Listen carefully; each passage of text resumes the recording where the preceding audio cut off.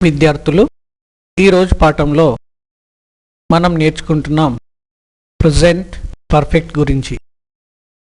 ఇంతవరకు మనం simple present, present continuous గురించి నేర్చుకున్నాం. సింపుల్ ప్రెజెంట్ టెన్స్లో వర్బ్ని మొదటి రూపంతో వాడాము ప్రతిరోజు జరిగే చర్యని చెప్పడానికి.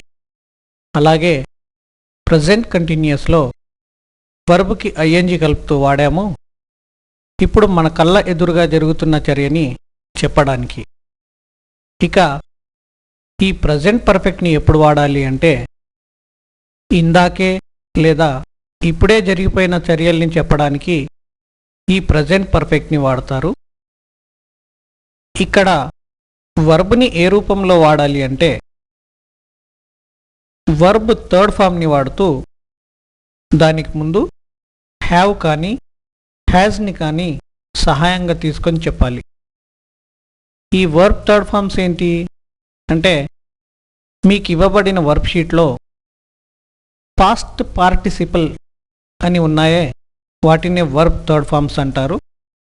ఈ వర్బ్ థర్డ్ ఫామ్స్ ముందు హ్యావ్ లేదా హ్యాస్ని తీసుకుంటూ ఇందాకే లేదా ఇప్పుడే జరిగిపోయిన చర్యల్ని చెప్పవచ్చు.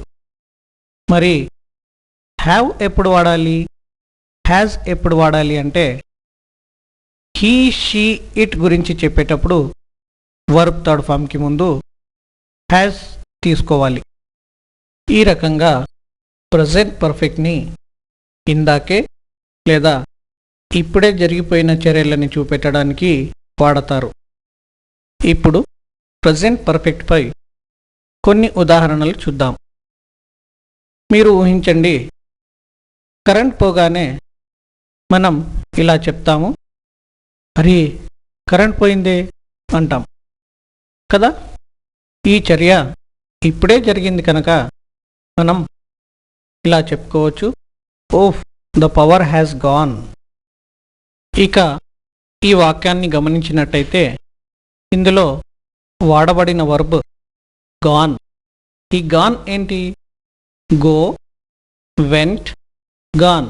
ఇది వర్బ్ థర్డ్ ఫామ్. ఈ వర్బ్ థర్డ్ ఫామ్కి ముందు హ్యాజ్ని సహాయంగా తీసుకొని చెప్పాము. చెప్పేది మనం కరెంటు విషయం కనుక దీన్ని పవర్ అని థర్డ్ పర్సన్గా సూచిస్తూ ఈ థర్డ్ పర్సన్ ముందు హ్యాజ్ని తీసుకున్నాం. ఈ ప్రెజెంట్ పర్ఫెక్ట్లో హీ, షీ, ఇట్ గురించి చెప్పేటప్పుడు తప్పనిసరిగా వర్బ్ థర్డ్ ఫామ్ ముందు హ్యాజ్ని తీసుకోవాలి. ఇప్పుడు మీ ముందు ఈ ప్రెజెంట్ పర్ఫెక్ట్కి సంబంధించిన మరో ఉదాహరణ తీసుకొస్తున్నాను. మీరు ఊహించండి, అలా మీ ఇంటి ముందు నిల్చున్నారు. మీ నాన్నగారి కొరకు ఎవరో వస్తారు. తను వచ్చిన వెంటనే ఇలా అడుగుతారు, hey guy, is your father in? అంటే మీ నాన్నగారు ఇంట్లో ఉన్నారా? దానికి మీరు ఈ రకంగా సమాధానం చెప్తారు, yes sir, he is in. అంటే సార్, అతను ఇంట్లో ఉన్నారు అని చెప్తారు. తర్వాత అతను మిమ్మల్ని ఇలా అడుగుతాడు, please call your dad out.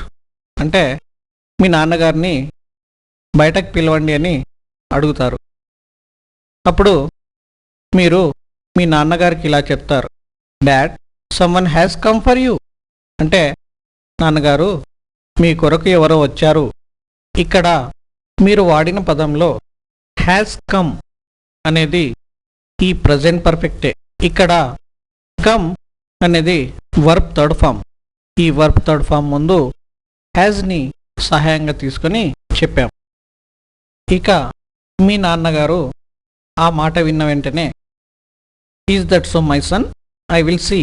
అంటే అలాగా, నేను ఆయన్ని కలుస్తాను అన్న ఉద్దేశంతో తను బయటకు వెళ్తారు. ఇక మీరు ఇంట్లోకి వచ్చిన వెంటనే మీ అమ్మగారు అడుగుతారు, వెర్ ఈజ్ యువర్ డాడ్? అంటే మీ నాన్నగారేరి అని. అప్పుడు మీరు మళ్ళీ బయటకు చూస్తూ, మమ్మీ, దే హ్యావ్ గాన్. అంటే అమ్మా, వాళ్ళు వెళ్ళిపోయారు అన్న ఉద్దేశాన్ని అక్కడ మీరు చెప్తారు. ఇక్కడ మీరు ఉపయోగించిన దే హ్యావ్ గాన్ అనే పదం ఈ ప్రజెంట్ పర్ఫెక్టే. ఇక్కడ మరో ఉదాహరణలో భాగంగా ఒక ఆఫీసర్కి తన సెక్రటరీ ఈ రకంగా చెప్తున్నారు, sir I have brought a good news for you. అంటే నేను మీ కొరకు మంచి న్యూస్ తెచ్చాను సార్ అన్న అభిప్రాయాన్ని తెలియచేస్తున్నారు. ఈ వాక్యంలో కూడా హ్యావ్ బ్రాట్ అనేది ఈ ప్రజెంట్ పర్ఫెక్టే. అలాగే మరికొన్ని ఉదాహరణలు చూద్దాము. మన ఇంట్లోకి నాన్నగారు రాగానే మమ్మీకి ఇలా చెప్తాం, మమ్మీ పపా హ్యాస్ కమ్ అంటాం. అంటే మమ్మీ నాన్నగారు వచ్చారు అన్న విషయాన్ని చెప్తాం కదా. ఇందులో హ్యాస్ కమ్. అలాగే నాన్నగారు రాగానే మనకిలా చెప్తారు, son I have brought something for you. అంటే నేను నీ కొరకేదో తెచ్చాను అని చెప్తారు. ఇక ఇలాగే కొన్ని ఉదాహరణలు ఉన్నాయి. ఐ హ్యావ్ కమ్ జస్ట్, నేను ఇప్పుడే వచ్చాను. నేను నిన్ను చూశాను, ఐ హ్యావ్ సీన్ యూ. అలాగే నువ్వు అక్కడేదో చేశావంటాం. దీన్ని ఇలా చెప్తాం, you have done something there. ఇక అమ్మ ఎవరినన్నా పిలవగానే మనం ఇలా చెప్తాం, మమ్మీ హ్యాస్ కాల్డ్ యూ. అంటే అమ్మ నిన్ను పిలిచింది. అలాగే బస్ వచ్చేసింది పద అంటాం. దీన్నే ద బస్ హ్యాస్ కమ్ అంటూ చెప్తారు. చూడండి, ఇవన్నీ ఇందాకే ఇప్పుడే మన కళ్ళెదురుగా కొద్దిసేపటి క్రితమే జరిగిపోయింది అన్న అర్థాన్ని తెలుపుతున్నాయి. అనగా ఇందాకే లేదా ఇప్పుడే జరిగిన సన్నివేశాలని చెప్పాలి అంటే ఈ ప్రజెంట్ పర్ఫెక్ట్లోనే చెప్పాలి. ఈ ప్రజెంట్ పర్ఫెక్ట్ని దృష్టిలో పెట్టుకొని మరో ఉదాహరణ చూద్దాం. మన ఇంట్లో ట్యాప్ ఆఫ్ అయింది. అంటే కుళాయిలో నీళ్లు రావడం ఆగిపోయింది.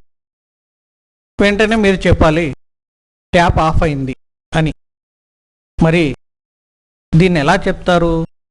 ఇక్కడ మనకు కావాలి వర్బ్ థర్డ్ ఫామ్. ఇప్పుడు చూడండి, కుళాయి వస్తుంది అనుకోండి, ఇలా చెప్తాం, ద ట్యాప్ ఈజ్ ఆన్. అంటే కుళాయి వస్తుంది. అలాగే ట్యాప్ ఆగిపోయింది అని చెప్పాలి. దాన్ని ఇలా చెప్తాం, ద ట్యాప్ వాజ్ ఆఫ్ అని. ఇక ట్యాప్ ఇప్పుడే ఆగిపోయింది అని ఇందాకే జరిగిన సంఘటనని చెప్పడానికి వర్బ్ థర్డ్ ఫామ్ ఏంటి ఇక్కడ అంటే ఈజ్, దీని పాస్ట్ టెన్స్ వాజ్, దీని థర్డ్ ఫామ్ బీన్. ఇక్కడ బీన్ని వర్బ్ థర్డ్ ఫామ్గా వాడుతూ దీనికి ముందు విషయం ట్యాప్ కనుక హ్యాజ్ని తీసుకొని మనం చెప్తున్నాం, the tap has been off. ఇలా ఆన్, ఆఫ్, ఓవర్, రెడీ అనేవి పొజిషన్ని సూచించే పదాలు. ఇలాంటి పదాలని ప్రజెంట్ పర్ఫెక్ట్లో వాడాలి అనుకున్నప్పుడు వీటికి ముందు బీన్ అనే పదాన్ని వర్బ్ థర్డ్ ఫామ్గా తీసుకోవాలి. కొన్ని ఉదాహరణలు చూద్దాము. చూడండి, మీల్స్ హ్యాస్ బీన్ ఓవర్ అంటే భోజనం ఇప్పుడే అయిపోయింది. నేను ఇప్పుడే తయారయ్యాను, I have been ready. Fan ఆగిపోయింది, the fan has been off. అలాగే మోటార్ ఆన్ అయింది, the motor has been on.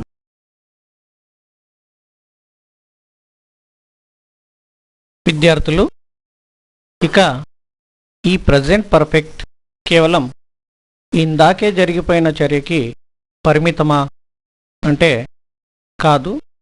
ఈ ప్రజెంట్ పర్ఫెక్ట్ ఇందాకే జరిగిన పనులే కాకుండా ఈ ఉదయం నుండి మీరు ఇప్పటి వరకు చేసిన పనులను కూడా ఈ టెన్స్లోనే సూచించుకోవచ్చు.